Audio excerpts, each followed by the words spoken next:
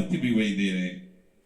कभी किसी भी अच्छे विचार या अच्छी क्रिया में अपने को भूल कर भी कर्ता मत मानना, तो बुरी क्रिया कभी होगी ही नहीं। बात पकड़ो। यदि अच्छी क्रियाओं के कर्ताप बनोगे तो बुरी क्रियाओं से बच नहीं सकते। अगर अच्छी क्रियाओं को देख रहे हो कि प्रभु करा रहे, तो बुरी क्रियाओं का संकल्प ही नहीं उदय होगा। अहम गलित हो गया तो अहम में ही तो सारे विकार रहते हैं। हर समय प्रभु के सामने कृतज्ञ रहो। कितनी कृपा, क्या हमसे लेना है आपको? आप तो पूर्ण काम हो, हमें इतना दुलार कर रहे हो। बलिहारी प्रभु, वो बार बार मन उनके चरणों में लौटता रहता है। प्रभु का विधान सर्वज्ञता से पास हुआ है। वो खूब आगे की, पीछे की, मध्य की सब बात सोच करके उन्होंने आपके लिए विधान किया है। पहले से उन्होंने आपका उस समय मंगल विधान सुनिश्चित कर दिया है। कैसी भी परिस्थिति हो, कभी ऊबना मत, घबराना मत, अधीर मत होना, और अपने भगवत विश्वास में कमी मत आने देना। कैसी भी परिस्थिति हो, यह जरूरी है। उबना मत। बहुत हो गया कष्ट सहते सहते, कितना सहूं नहीं। ये अगर ऐसा आ रहा है तो भी आप भगवद आश्रित नहीं हुए। नहीं, ऐसा आ ही नहीं सकता। बड़ा आनंद आता है, कष्ट में बड़ा आनंद आता है। पूरा का पूरा मन, इंद्रियां केवल प्रभु में होती, क्योंकि कष्ट में कोई विषय की इच्छा तो होती नहीं किसी को भी। भारी पीड़ा है तो सब उसी में होती। जिसने अभ्यास किया है भगवत चिंतन का, आश्रय है प्रभु का, तो कष्ट में भाग के कहां जाएगा? उसी में तो एकदम तन्मय हो जाता है मन, इंद्रिया। आज जो आप भागवती का अभ्यास करते हो, तो आपको पूर्वाभ्यास परेशान करता है ना, विषय चिंतन।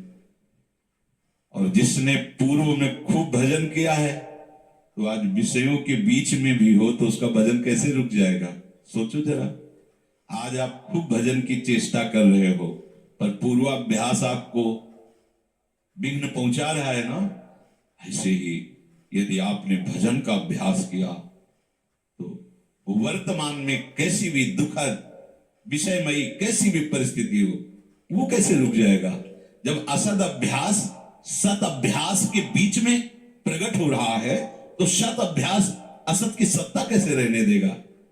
इसीलिए जो भजन परायण जन होते, भारी से भारी विषम परिस्थिति में भी हर समय भजन करना नहीं होता, भजन नृत्य करता है, वो निहाल हो जाता है। सुख किसे कहते तब आप जानेंगे। सुख का परिचय तब आप जानेंगे जब इतना भरोसा हो कि कैसी भी परिस्थिति हो, उबना नहीं, घबराना नहीं, अधीर मत होना, और विश्वास में कमी मत आने देना। कब तक भोगूं, कब तक? ऐसे लोग हैं, उद्दंडता करते हैं, पाप करते हैं, उनको बुखार भी नहीं होता। भजन में लगे लोगों को देखो, कितना कष्ट। ये क्या है प्रभु? कम से कम उनका शरीर स्वस्थ रखो तो आपका यश गा रहे भजन। उनका विधान सर्वज्ञता से भरा हुआ है। तुम अल्पज्ञ हो, तुम वर्तमान की बात सोच रहे हो। वो तीनों कालों को देखकर निर्णय करके परिस्थिति दिया, इसलिए मस्त रहो उनके भरोसे पर। कभी कई बार चर्चा की है प्रताप राय जी की। बचपन से भजन परायण थे, ईश्वर संपन्न घर था, भाई बहन सब खूब। कुछ दिनों बाद माता पिता पधार गए, पूरा अधिकार। ऐसे भजन में डूबे रहते कि उनका व्यापार था कि जैसे कोई धन लेने के लिए आया तो उसके लिए कुछ गिरवी रखना होता था, आभूषण आदि, और जितनी आवश्यकता है आप धन ले जाइए, और जब धन मिल जाए तो ब्याज सहित उसमें रख जाना और अपना सामान ले जाना। एक बक्सा रखा रहता था और वो आप माला लिए हर समय भजन करते थे। बड़े वास्तविक आंतरिक वृत्ति से प्रभु में लगे थे। पर उनकी कुल परंपरा का यह व्यापार था। जैसे सदन जी की कुल परंपरा, तो कुछ गृहस्थ ऐसे महापुरुष जो अपने, भगवान भी कहते पर धर्मो भयावहा सुधर्मो निधनो श्रेया पर धर्मो, वो जो वहां का काजी था उसने देखा कि बिना किसी प्रयत्न के बड़ा आनंद इनके चल रहा है, तो जलन होती, जो भगवत विरोधी जन विमुख जन होते हैं तो जलन होती है। इसको दूसरे रूप में हम कह सकते हैं कि प्रभु अब उनके भजन का फल देना चाहते थे। दोनों बातें, परिणाम जान गए हैं इसलिए हम कह रहे हैं प्रभु उनके भजन का फल देना चाहते थे, और वो वर्तमान से देखो तो वो द्रोही थे, भगवत द्रोही जन।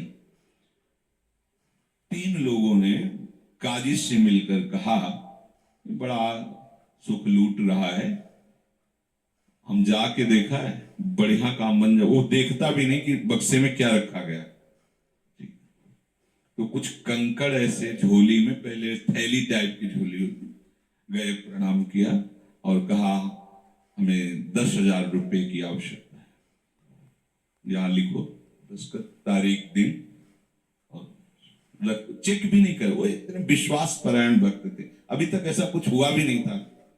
10,000 रुपए, थोड़ी देर में दूसरा आ गया, थोड़ी देर में तीसरा आ गया, उनको धन था, दे दी।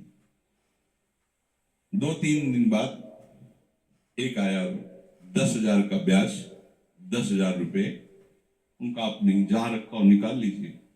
थैली निकाली और 2500 लोगों को पहले से काजी ने वहां भेज रखा था, सबके सामने डाले। देखो कितना पाखंडी है, हमारी सोने की सब जो आभूषण थे सब हटा के देखो इसमें पत्थर रख दिया। और हो कल एक दूसरा आ गया, प्रताप राय जी आपसे ये 10,000 रुपए, ये आपका ब्याज का पैसा। उसे अरे हाँ मेरे भी सुनना, तीसरा है। फिर अब तो जितने गांव वाले थे जो श्रद्धा करते थे कि भक्त है, बड़ा उनका सम्मान था, सब उनके मुंह पे निंदा करने लगे। तिलक लगाए बैठे हो, कंठी बांधे हो, नाम जप करते, तुम्हें शर्म नहीं आती? तभी हम लोग सोचते थे कि कुछ करते हो रहे, इतना माला माल हो रहे हो, ऐसी बेईमानी तुम करते हो। काजी आ गए, उसने कहा तुम रिपोर्ट लिखो। रिपोर्ट लिखाई गई, बादशाह के पास रिपोर्ट पहुंचा गई। उन्होंने कहा ऐसे पाखंडी को बंदी बना लिया जाए, सारी संपत्ति जब्त कर ली जाए। प्रताप राय जी ने जब सुन, अवाक, मतलब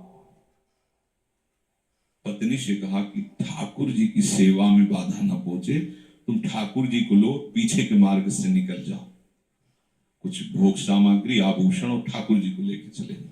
पत्नी ने ऐसा किया, साफ एक बर्तन भी नहीं रहने दिया और उनको हथकड़ी डाल करके जेल में पहुंचा, सब लूट लिया, सब नष्ट भ्रष्ट कर दिया। अब आप देखते जाओ। जब वहां पहुंचे तो जो विरोधी जन थे तो उन्होंने कहा कि ठाकुर के बहुत से आभूषण और बड़ी महंगी मूर्ति इनकी ठाकुर की, इनकी पत्नी, उसको तो आपने बंदी नहीं बनाया। सरकारी सैनिकों ने खोज की तो अपने मायके चले गए थे, वहां से उनको बंदी बनाया, ठाकुर जी को ला करके जहां धन का स्टॉक था वहां रख दिया, आभूषण सब उनके, दोनों को एक जगह हथकड़ी बेड़ी डाल। वो ठाकुर जी से एकांत में जेल में कहने लगे कि ये सब लीला तो हमें बर्दाश्त है, लेकिन आप जो हमारे प्राणनाथ हैं, आपको बंद कर दिया गया, भोग नहीं लगेगा, आरती नहीं होगी, आपको शयन नहीं करे, ये हमसे बर्दाश्त नहीं होता। प्राण हमारे ले लो, हम आपकी सेवा के बिना नहीं रह सकते। मुझे ये जो कुछ किया इसको बर्दाश्त है, पर आप हमारे पास नहीं, आपकी सेवा नहीं, और जीवन भर कुल परंपरा से आपकी सेवा होती, नाथ ये मुझसे बर्दाश्त नहीं होता। विकल होकर के रोए।